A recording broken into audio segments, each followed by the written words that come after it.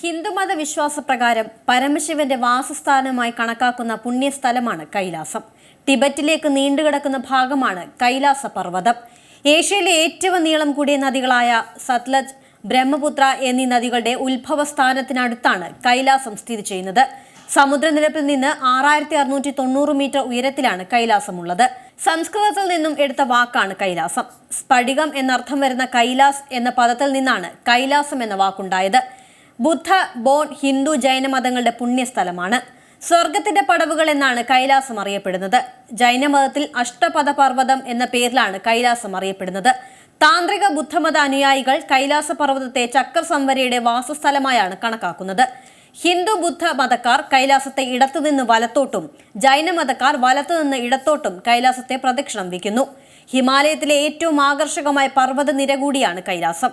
എല്ലാ വർഷവും ആയിരക്കണക്കിന് തീർത്ഥാടകരാണ് കൈലാസത്തിലെത്തുന്നത്. വർഷങ്ങൾക്ക് മുൻപ് തന്നെ തീർത്ഥാടനം ആരംഭിച്ചതായാണ് കരുതുന്നത്. 52 കിലോമീറ്ററാണ് പ്രദക്ഷിണ വഴിയുടെ നീളം. 15 മണിക്കൂറാണ് ഈ യാത്ര. ഇത്തരം ദുഷ്കരമായ യാത്രക്കിടയിൽ നിരവധി തീർത്ഥാടകർ മരണപ്പെട്ടിട്ടുണ്ട്. കൈലാസത്തെ കോസ്മിക് അച്ചുതണ്ട് ലോകത്തിന്റെ കേന്ദ്രമായി കണക്കാക്കുന്നു. കൈലാസ പർവ്വതം ഗോളത്തിന്റെ ഭ്രമണ അച്ചുതണ്ടാണെന്ന് ചില നിഗമനമുണ്ട്. കൈലാസത്തിന്റെ കൊടുമുടിയിലെത്താൻ ചില ശ്രമങ്ങളും നടന്നിട്ടുണ്ട്. അവിടേക്ക് പർവ്വതാരോഹകർക്ക് പോലും എത്തിപ്പെടാൻ സാധിച്ചിട്ടില്ല.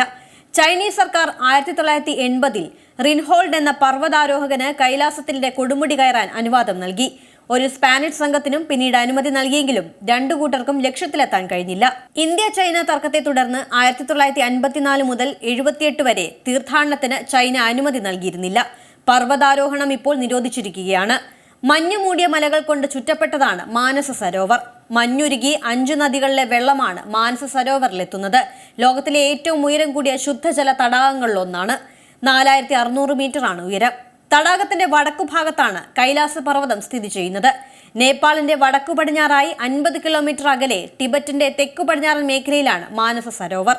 തടാകത്തിൽ നിന്ന് കൈലാസ പർവ്വതത്തിന്റെ ആദ്യ കാഴ്ച ലഭിക്കും. എല്ലാ വർഷവും നിരവധി ആളുകളാണ് മാനസ സരോവർ കൈലാസ യാത്രക്കായി തയ്യാറെടുക്കുന്നത്.